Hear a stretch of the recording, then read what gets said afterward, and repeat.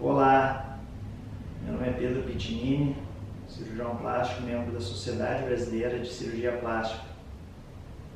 Hoje a gente vai falar um pouco sobre cirurgia das pálpebras, que é uma das cirurgias mais comuns que realizamos. No que ela consiste? É, na verdade, o rejuvenescimento da região periorbitária, que é a região ao redor do olho. Isso é muito importante porque ela engloba não só a pálpebra superior, a pálpebra inferior, mas também a região da olheira, a região da sobrancelha, o posicionamento correto da sobrancelha e a região temporal também. Quem que é um candidato à cirurgia de pálpebra ou blefaroplastia? Bom, basicamente são pacientes que tenham excesso de pele ou na pálpebra superior ou na inferior. Quando tem excesso de pele na pálpebra superior, isso pode acarretar em um cansaço ou uma dificuldade do campo visual, porque é como se a gente tivesse uma cortina caindo sobre o olho.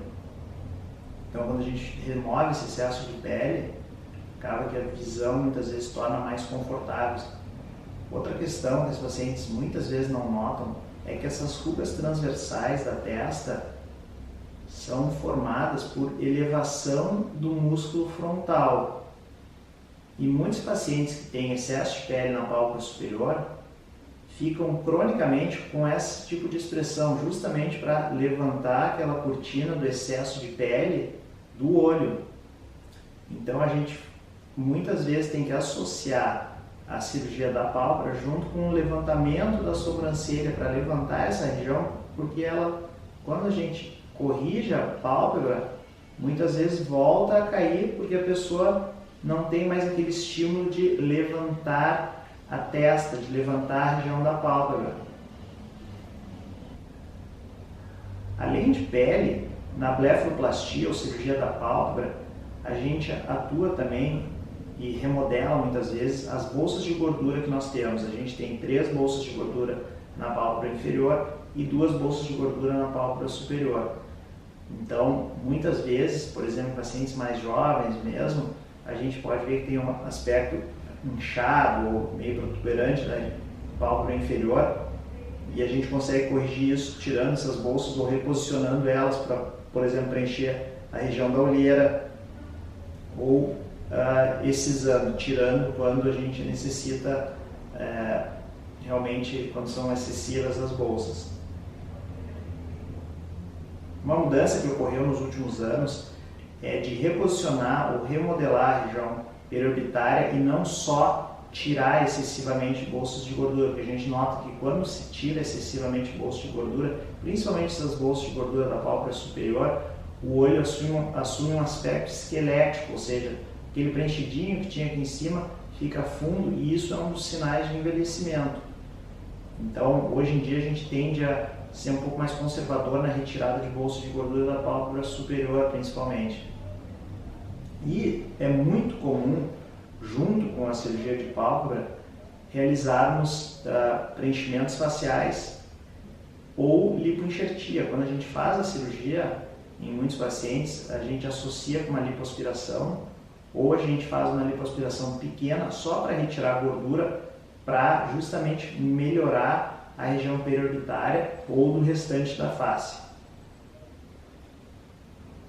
Muitos pacientes perguntam sobre o que é enxerto de gordura, como é que funciona isso. A gente faz uma lipoaspiração, seja uma lipoaspiração grande que a paciente queira para remodelar certas áreas do corpo, ou uma lipoaspiração menor só para coletar a gordura. Então a gente pega a gordura da própria paciente, do abdômen ou da coxa, principalmente, e a gente usa para preencher, como se fosse um preenchedor. Qual é a vantagem disso? O custo é muito mais baixo por ml do que o custo de um preenchedor.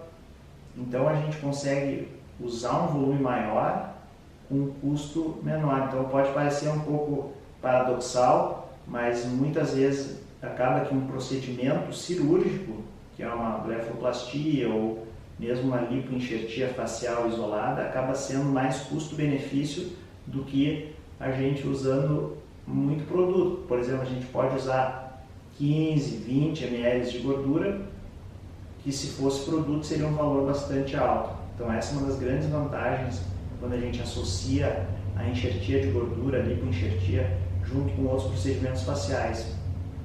Na cirurgia de pálpebra ou blefaroplastia a gente faz comumente, muitas vezes em rinoplastias também, e em cirurgia de face a gente faz de rotina.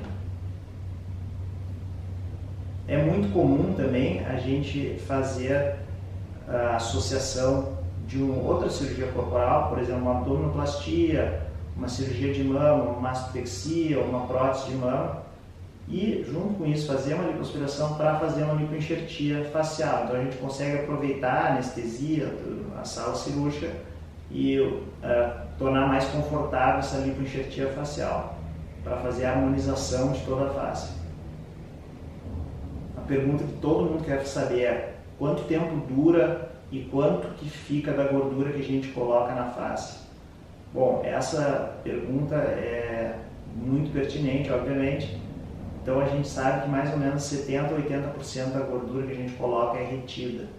E ela dura para sempre, ela participa daí do processo natural de envelhecimento, ou seja, com 20, 30 anos, com o processo natural de envelhecimento, essa gordura vai reabsorvendo, mas ela é muito mais duradoura do que preenchimentos faciais. Uma preocupação que muitos pacientes têm com cirurgia da pálpebra é se eu vou ficar com o olho de gato, eu vou ficar com um aspecto diferente. E a resposta é não, a gente faz de uma maneira bastante natural. Muitas vezes em pacientes jovens, a gente precisa só tirar bolsinhas de gordura da pálpebra inferior e tirar um pouquinho de pele da pálpebra superior. É muito tranquilo as cirurgias, as cicatrizes estão entre as melhores cicatrizes que a gente tem em toda a cirurgia plástica. Uma pele muito fina, a gente tende a ter uma cicatrização excelente, ficando praticamente imperceptível essas cicatrizes com o tempo. Bom, espero que tenha conseguido esclarecer algumas dúvidas sobre blefaroplastia e lipoenxertia facial. Depois nós vamos conversar sobre levantamento da sobrancelha, que é essa região aqui, que é uma cirurgia que a gente faz comumente também em associação com a blefaroplastia. Pode colocar suas dúvidas e perguntas abaixo.